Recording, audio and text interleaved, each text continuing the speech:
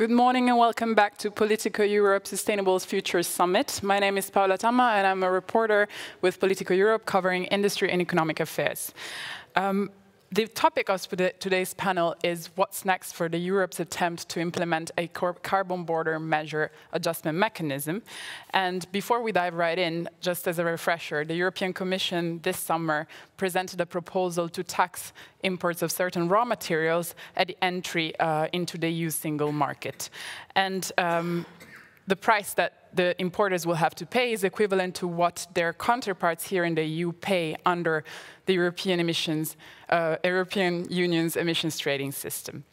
In short, it's a measure to avoid EU industry decoupling elsewhere, just as the EU tightens its climate targets under the EU Green Deal. However, the border levy, or CBAM, as it's become known, it's a very complex mechanism based on the carbon content of each individual ton of steel, for example, and it's up against a lot of possible pitfalls, including from politicians in Parliament and Council who are lobbying to change the proposal, from third countries who feel that discriminates against their exports and might sue the European Union at the World Trade Organization, and by targeted and downstream industries who are watching closely to ensure that if CBAM is adopted, it won't be at their detriment. At the same time, we hear that Commission is saying that the best CBAM is the one that they will never have to use, because it will have succeeded in nudging other large economies and large emitters into decarbonizing their production. So the question we ask today is, will the EU CBAM see the light of the day? We have an excellent panel to speak about this topic, but before we start, just a couple of housekeeping rules. We encourage people to ask questions via the Swap Car platform available on our website, and we'll be able to see them and pick them and put them to our panelists throughout the event. We also encourage you to tweet with the hashtag Politico Sustainability. And without further ado, let me welcome Pascal Lamy, who is Vice President of Europe Jacques Delors Institute and a former WTO Director General. Gerassimos Thomas, who is Director General of DG TAXUD at the European Commission, the department in charge of this proposal. And joining us online is Olha Stefanishyna, who is Deputy Prime Minister for European and Euro-Atlantic integration from Ukraine, one of the countries targeted by the proposal. Thank you, and very welcome to join us here online today. Mr. Thomas, I'm going to start with you. What exactly are you trying to achieve with the CBAM? And secondly, we hear from the Parliament, where this measure is starting to make its motions, that they want to go faster. And as a reminder, the Commission is proposing a 2 years dry run, after which an implementation period of 10 years will kick in, and this measure is going to be slowly phased in. Is it wise to go faster, and what should happen in your view? Thank you for this introduction. First of all, CBAM is not a tax, so the way you have set it out today, I think it's better. It's a mechanism by which we try to improve environmental production in other countries. It's an environmental measure, and we could have made it a tax, but it is not a tax. It is structured in a different way. The second issue, I would say, is that we have looked very thoroughly and carefully, and we have debated on different scenarios on the speed of adjustment. And what we proposed, we believe it is the best possible way to have a solid system. So it starts in 2026. It has a period in the beginning where we work with industry to collect data with importers. It kicks in 2026, and it has a transition period for 10 years. This allows us to have a solid mechanism that we can export, giving time to producers, companies. CBAM is addressed to companies, giving time to companies around the world to invest, to adjust it so that we can have something that it is exportable and expandable. And therefore, we think that the timing we've proposed, the kick-in, and also the timing of the expansions of sectors is important. We will expand the sectors in 2030. Now, it can be done faster. Where we are today is that no member state has an objection. So we are discussing implementation or technicalities, but there is no objection by the member states. And I believe so. We have different parliament committees looking at it, but we do not have objection. We have requests for adjustments, but I think we are moving very well in that front. I think that the industry realizes and also makes constructive contributions on how to adjust or improve certain things, and we are very open to listen to the industry in some issues. But where we stand today, the cement industry is very supportive, the fertilizer industry is supportive, the steel industry thinks it is fair, and the aluminum industry is looking on how the indirect emissions calculations, which is very important for them, how it will work. So we have a constructive engagement that at the end of the day, how fast we can go, it depends on how all these actors will work together. Will the industry be transparent and committed to a sustainable development? Will the partner countries from where we are importing, be adjust, to this and give incentives themselves to the companies, to green? And will we be able, with the member states, to come to a fast agreement? So it's a team game that I think from where we stand today, we have defined the right period going forward. But of course, like any team game, if we synchronize better, we might get better results. Thank you. Let me move now to Monsieur Lamy. You have been the author of 2 papers on CBAM together with the Jacques Delors Institute, in which you make a number of recommendations to the Commission onto how to make it more WTO compatible. And indeed, there is a number of them in there, but I think the biggest one is what to do with the revenues derived from CBAM. So you're suggesting that the revenues should be used for a purpose linked with climate and decarbonization, because that would solidify the argument of the Commission that this is an environmental measure and not a protectionist one, or one to raise revenue and cover EU debt. So basically, what would you do if you were in Mr. Thomas' shoes to make even stronger the EU CBAM? Well, I'll answer your question. First, thanks for inviting me with my cap of VP of Jacques Delors, which is the 3rd sister in the Jacques Delors family. There's one think tank in Paris, one in Berlin, one in Brussels. And we published spring 2020, more than 1 year before the Commission tabled its own proposal, a sort of template with a lot of work, research, and suggestions on how to make this work. As you rightly said, there is a WTO compatibility issue. And overall, we believe that the Commission proposal is WTO kosher. Mm-hmm. They should have a clean nose if there is a dispute, because they've addressed the main issue, which is non-discrimination, insofar as free allocations will decrease if CBAM increases, which is the main condition. Now, we have 2 differences with the Commission, plus some suggestions for the future.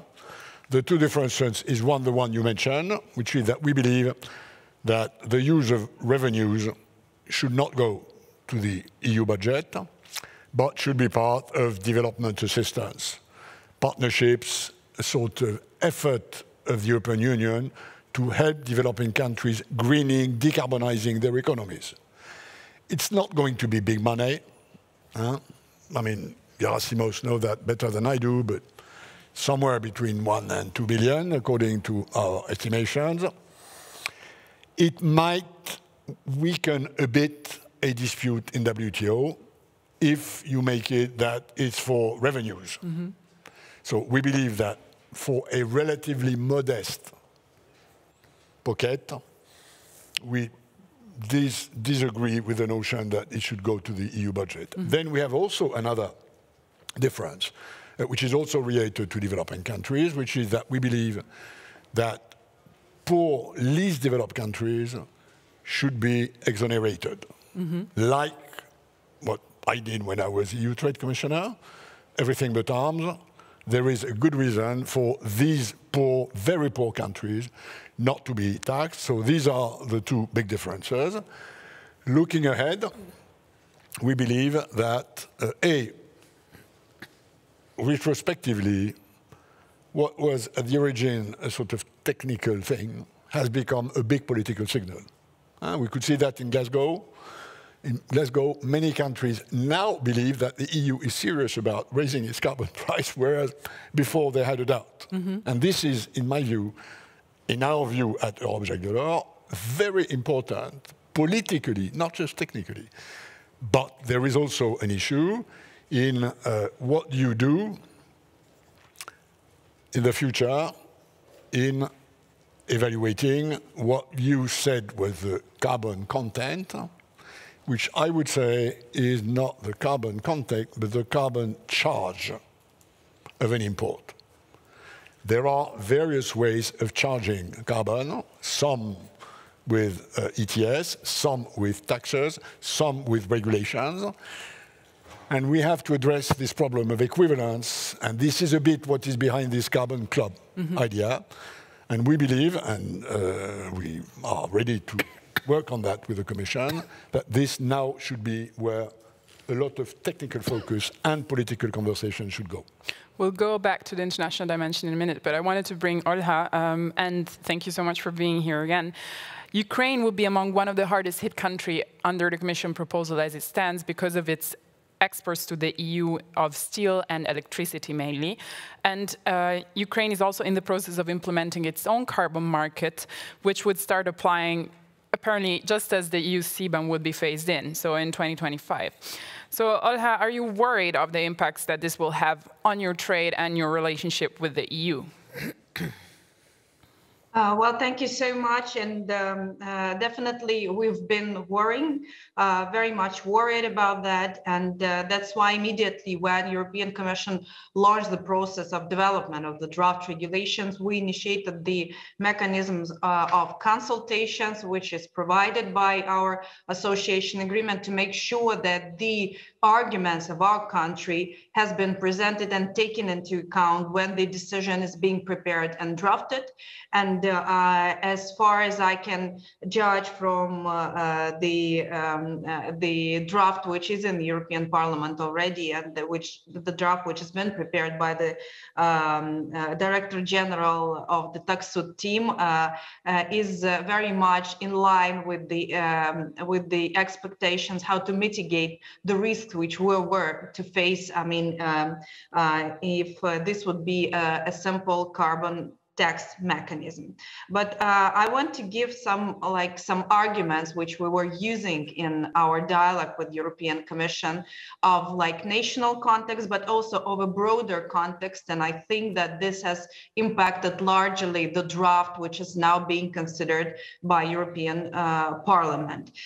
First of all, I think that it is already very well covered by Monsieur Lamy in his one-pager on the recommendations which we were discussing, is that we cannot consider the initiative to introduce the carbon border adjustment mechanism by European Union as only a measure taken internally by European Union, because basically EU is the largest market, one of the largest markets in the world, and definitely the largest market in our continent. So it takes both. I mean, from Ukrainian side, we would have to adjust our policies to make sure that we minimize the risks of this measure, but also European Union should take into account those countries of European continent which are highly integrated with the EU single market, and to which extent this measure would affect us. That's why it is for us important that the measure would be taken into account and considered through the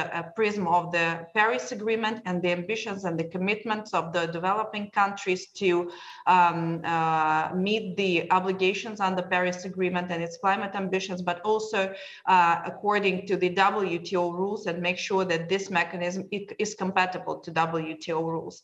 In that regard, in our dialogue with European Union, we have been standing on three main points. Is that Ukraine has already self-committed itself to align its policy with the European Green Deal agenda. Moreover, we have a significant amount of obligations under bilateral association agreement to introduce the emission trading system and all the, let's say, scope of environmental obligations which are now part of the policy of European Union. So therefore, we think that it should be taken into account that the individual ambitions and the commitment of a country should not be taken under risk by limitations of trade or limitations of access to market through measures, even though these measures are targeted to speed up or enhance the decarbonization in a specific countries.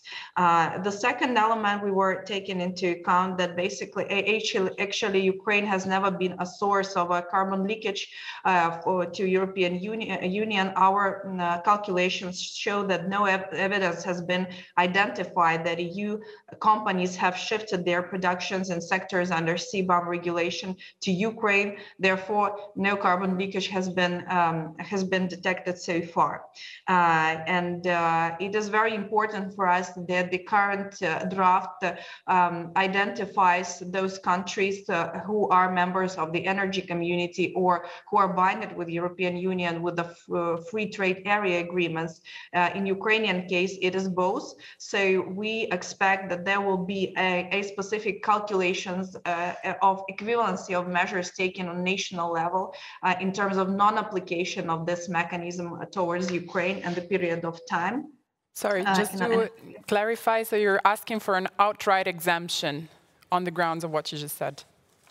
Yes, basically, as we have the association agreement establishing the free trade area between European Union and Ukraine, any elements or measures targeted to limit or put any technical barrier to our bilateral trade would be considered by our side as a trade barrier, and thus are incompatible with the rules of the association agreement. Moreover, it is already confirmed by the recent arbitration decision against Ukraine on the other sector of the forestry industry. So we apply the same article under the association agreement, which prohibits to put any barriers to trade additionally to those which were in force before the agreement entered into force. So this is the baseline we're starting in. For us, it's basically a vital situation because since the beginning of the military aggression on our territory and signature of the association agreement, EU has become the largest trading partner of Ukraine. It's only China who's leading this agenda. So basically, those sectors which would be affected by CBAM would constitute around 20% of all the trade we have with the European Union. So there's no way that we could tolerate any immediate measures to be taken. But now we see that there is a transition period considered, and it is very important that Ukraine is already also a member of energy community. And just yesterday, the energy community meeting which has been taking place agreed on a number of additional obligations which would allow us to comply our national policy with the climate agenda and decarbonization agenda of European Union. So for us, it is really important that no immediate measures without any transitional effect or any equivalency calculations could be taken, and that any measures such as CBAM should be taken into account based on the free trade area obligations, WTO compatibility, but also taking into account the ambitions of the developing countries under the Paris Agreement. Because Thank you, Ola. I'm going to quickly turn to make another question to Mr. Lamy, just to riff off what you just said and what was brought up before by Mr. Thomas. There are efforts to price carbon internationally. We spoke about a climate club. This idea is still being formed, but the idea would be to have a common agreement on how to price carbon on a global level among like-minded economies, and therefore, within this club, there will be no need for carbon border measures. So there has been a call to develop something of the sort at the OECD level and at the G20 level, the way that it's been done in the past for the minimum corporate tax base. What my questions are is, how does this interact with the EU CBAM? Should it go in parallel? Should the EU go forward solo? And I will put it to Mr. Lamy and then to Mr. Thomas both. What we've proposed at Jacques Delors is to create within the WTO, and there is a committee on trade and environment in WTO, and there is a committee on technical barriers to trade. What we suggested is to create, with these two bodies, a comparability forum, so that WTO members can sit around the table and explain to each other how they are pricing carbon.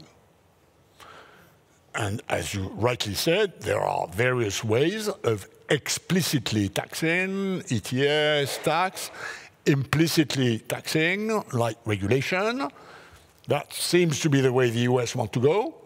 They will say, at the border, if we import steel, not more than bung, bung, bung, which is a technical measure. Mm-hmm. So we believe that this is the way to go, and we like the OECD, we like the G20, but the place where this is dealt with multilaterally with everybody and with extremely good experts is the WTO. So we believe that we should have tried to put a sort of worldwide carbon club or a worldwide carbon pact. Now, let's recognize that this is a bit of pie in the sky. Mm-hmm. India has a 2070 decarb horizon. China has a 2060. We have a 2050. Our carbon peak is way behind us. The Chinese carbon peak will probably be 2030. There are big differences. Narrowing the differences by a conversation is a good thing to do, but it will take time. And in a way, we need a leader to do that. And the EU should be the one, in our view, who proposes this kind of forum.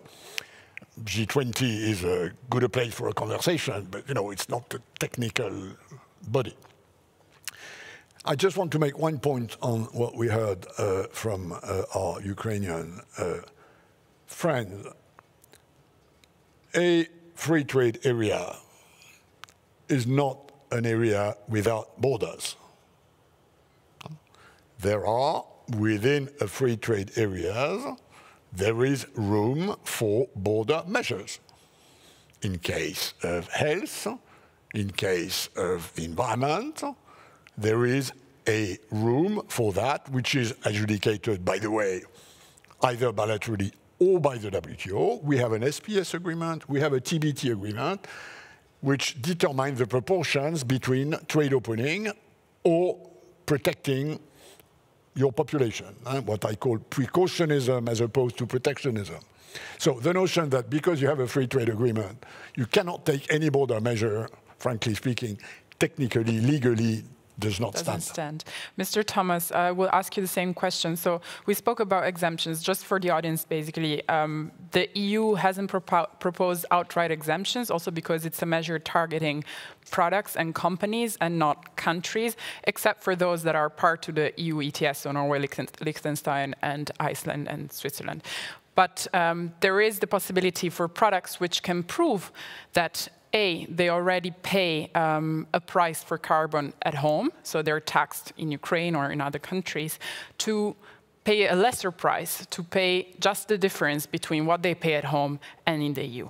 But there has been calls indeed at the WTO and elsewhere to have broad-ranging exemptions based on what we said, so this carbon club. If the EU is to implement a technical CBAM based on the regulations that they have, will they pay the CBAM in the EU? So my question to you is, what type of exemptions would be possible, in your view, beyond what is already in the proposal? Well, first of all, the proposal of the Commission is what it is. We have put it on the table. So I think this is the time, we have discussed and listened to the opinions of the member states, the parliaments. Over the next 3 to 6 months during the French presidency, we will see a little bit how the different comments to this proposal settle in, and then we will have to decide later next year, what we will do and how we will move forward. I would like to say that Ukraine is a very good case, and I want to thank Olya for her engagement. She came over before we discussed, just after the proposal. It's a country that, you know, the ETS commitment was there, but it was not with a date and a process. And I think that is a good engagement with the Ukraine. We have accelerated our technical assistance from the EU. The German government is providing technical assistance on how to put together the ETS. The EBRD is helping. So we have what we wanted to do with an environmental measure. So we want to accelerate the process that it is going on in the different member states. Turkey has announced in Glasgow that they are going to look into similar measures. I have spoken to the industry, not yet to the government. We are about to organize, let's say, a meeting. And even Russia has set up an interministerial committee to try to look whether they will do a green taxation measure or an ETS. We have bilateral relationships, and I will visit next year. So this is the kind of process that we want to see with our partner countries that are, you know, where companies might be affected. And that's why we have this transition period all the way to 2026 with a review in 2025 to see what actually works, it doesn't work. So I think this is the process that we want to have to be concrete, you know, on how exactly it will happen. I think on the, it was already part of the Commission proposal that the CBAM is an environmental measure and it has to be, quote unquote, exported. And we show the way, like in everything else. Europe has a first mover advantage. So we have tried already since this summer to create a special group within the G20 to look on this issue. And in a certain way, we were blocked by 2 countries. So there is not such a group in the G20 before Glasgow. I think we have worked closely then with the German presidency, and this issue will be very much at the center of the German presidency of the G7, with an objective to bring it back to the G20, and I think this is very important. The international dimension also of the carbon pricing and carbon leakage, definition of carbon pricing, carbon leakage, and you know, comparability of measures, it is at the center. And even the countries who do not have a carbon pricing system, they want to have this discussion. I just come back from the US last week in Canada. I had a discussion with the Japanese. So even the countries that do not have a carbon pricing, they do want to have this discussion at the level of the G7 and the G20. I think the G20 finance ministers, the way they are organized, somehow this discussion is expanding also from the environment ministers to the finance ministers. They like to get input from the OECD, from the IMF, from the World Bank. So all these institutions for different reasons have a role to play in these questions of carbon pricing mechanisms, on carbon leakage calculations, and you know, regulatory measures. And we would like to get the input from all these institutions. And I think the Jacques Delors Institute has, I think, is moving. The proposal of the WTO panel is an area where we have to land. I don't know if we will first start with the panel of the WTO, or we will get first political agreement more at the G20 level on these issues, and eventually we have to add there. So I don't think we are very, very far, in fact, on where we want to go with the proposals of Pascal Lamy and the Institute. And I think we need very much, what I want to say, we need very much to engage with organizations like the Jacques Delors Institute now in moving to the next step. So from the design to the details on how we manage the carbon, how do we price the carbon content, how we look at the pricing mechanism across countries, how we measure carbon leakage, which, as Olya said, you know, the evidence of carbon leakage is patchy. It's patchy when you look backwards. But it's less passive when you look forwards. The reason that we have carbon leakage is that we are dramatically accelerating our ambition. We took 20 years to reduce CO2 by 20%, and we will take 80 years to go from 20 to 55%. So this is the new element that past evidence is not the only thing that you have to look at. We have to be forward-looking, and I think we agree with this, and that's why we have to take some risk as first movers. So I think this is the debate we're having with our partners, with the industry. We need the industry to be very much engaged. This issue of carbon content per product, it is something that we need new data, and it cannot be decided without having the engagement of the industry. And we are very happy that we have constructive engagement of the industry, even the ones that are skeptical, but are cooperating with us, giving data, sharing data. I'm going to ask you to be telegraphic because we're running out of time, and I could speak about this topic all day. But Mr. Thomas, I have two questions for you quickly, and these are related to the technical issues which we just touched upon. And so one is, how can the EU avoid circumvention of CBAM? Because we know that everything that will come to the EU will, in everything in the sectors of the scope of the proposal, will have to be taxed, but not, sorry, taxed, charged, but will be in the power of certain state-led economies. Let's think of China or big multinationals who have production across different stages of decarbonization. So they could have a very clean factory and a very dirty one. And what is going to stop them from saying, we are going to take the 10%, 20% of our cleanest production and send it to the EU and avoid being hit by a CBAM, and then the rest, the dirty stuff, made with coal, made with whatever, we're going to send to the rest of the world. And this is in line with what researchers at the Cambridge University have found, that actually, if we speak about impact on emissions of a CBAM, this is rather negligible. So they calculate that in 2050, this would reduce, as it's described by the Commission now, emissions by 0.023% overall. And actually, it might even lead to an increase in emissions in the EU in the short term because of increased production of these products. But let's go back to the question, which is, how can the EU avoid circumvention? I think it is important to keep in mind that the CBAM is not by itself a solution to all problems. And I think this is a crucial element of the Fit for 55 package. All the measures are complementary, and therefore I will not claim here that there is no risk of circumvention of CBAM. What I will claim is that the calculations that you have put together are referring to these 4 sectors. So these are a pilot phase overall. We have 4 sectors only to see how the system works, and then we will expand to other sectors. So the impact of CBAM, the environmental impact of CBAM, they will increase dramatically once we extend the scope in the next decade.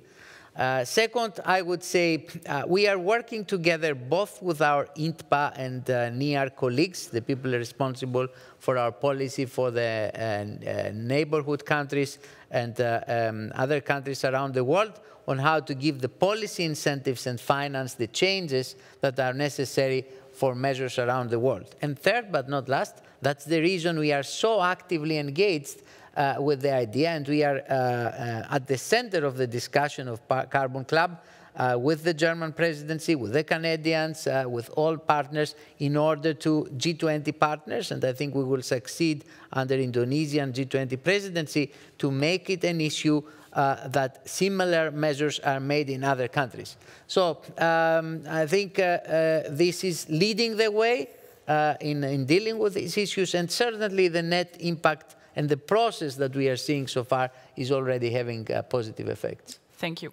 I'm going to turn to Olha for a second, which is when it comes to third countries, as we heard you say, there's also a question of fairness. And this is a unilateral measure for how much the EU is trying to engage and giving time to its partners to understand what it's trying to do. It is a charge which is doing unilaterally, saying, your imports are dirty, we're going to put a price on them. To what extent is this fair? How is it fair for the EU to tax, say, aluminum imports from Mozambique, a developing country which arguably, even under Paris Agreement principles, has the right to actually develop? So can less developed countries be granted exemptions? Should they be granted exemptions? Olya, and then again, both of you, very quickly, please. Thank you so much. I would then concentrate on the main point. So there should definitely be a differentiation, because Ukraine is one of the most ambitious developing countries under the Paris Agreement, which has self-committed itself to once again align its policy. We have introduced the carbon border tax internally. It is already in effect for a number of years, and we're introducing the ETS system. So for Ukraine, it's a matter of time when Ukraine will be compatible with the EU highest standards on the environment and decarbonization. So the exemption is necessary for our country based on the agreement on the transition period where Ukraine will comply with the rules, because it's a matter of time for us. I also want to reflect positively on the initiative to establish the WTO platform for discussion. This would again serve the principle of differentiation of the partners and looking for joint solutions. And as WTO member party, Ukraine will support this initiative and promote that.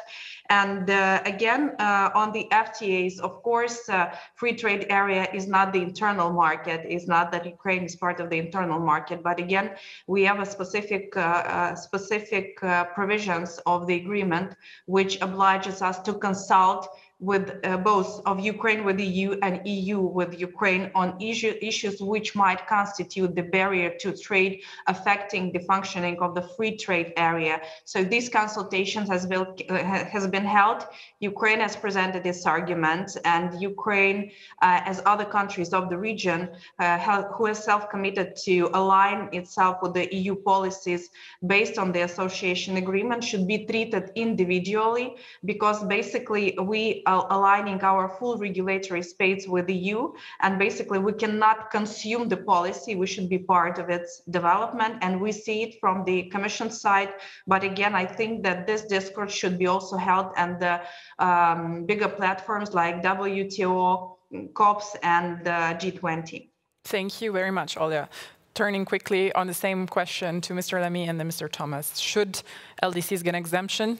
I guess your answer is yes. Can LDCs get an exemption? But please, carry on. Yeah, there's nothing that obstructs this, at least within the World Trade Organization.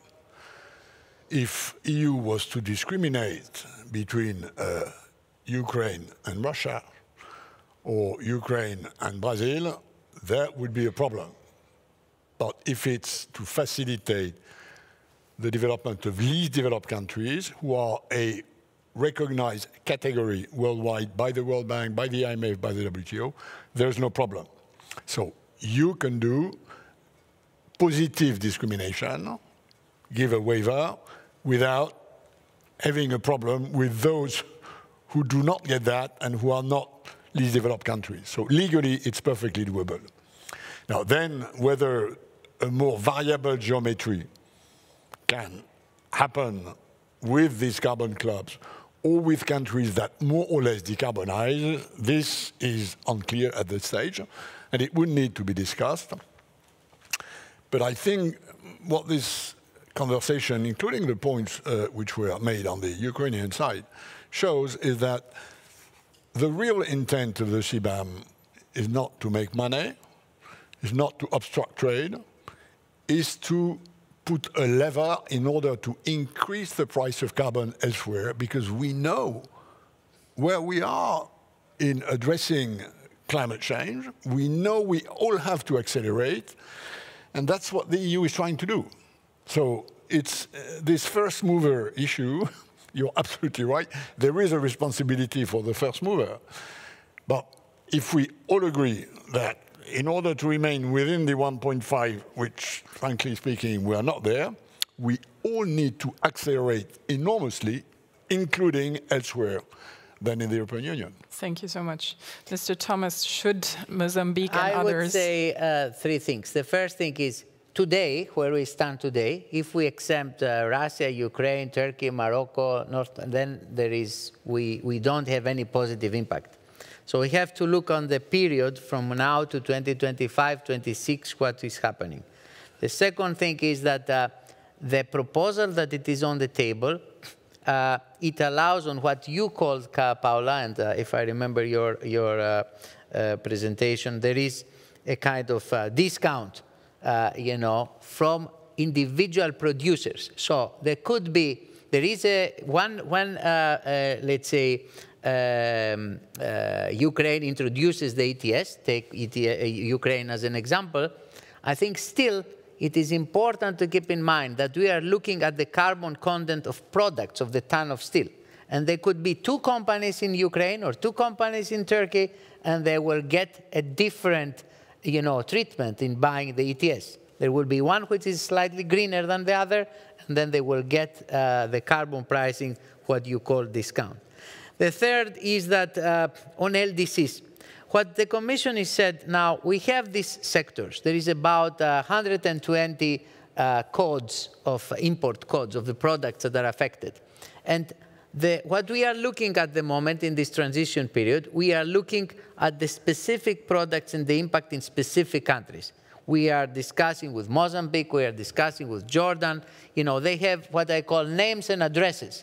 Therefore, in Mozambique, we are going to treat the issue of the biggest aluminum exporter. It's very important for them. The exports from Mozambique to us is very important for them, a bit less important for us. So we are going with our bilateral assistance to solve this issue, and we have a coordinated action in order to transport renewable electricity from the east part of the country to the west, build a grid, and also make PPAs via South Africa so that, you know, they do not have this problem of indirect emissions. So I think the agreement, the legal proposal that we have on the table allows for bilateral agreements to be made for countries that do have a pricing mechanism. So the instruments are there to be used. And I think this consultation and these debates help us to show this to people and collect the input in order to improve what we have proposed. Thank you so much. I'm forced to draw it to a close because we're running over time, but I just wanted to summarize a bit the debate today. So we have heard that the CBAM has a huge international dimension.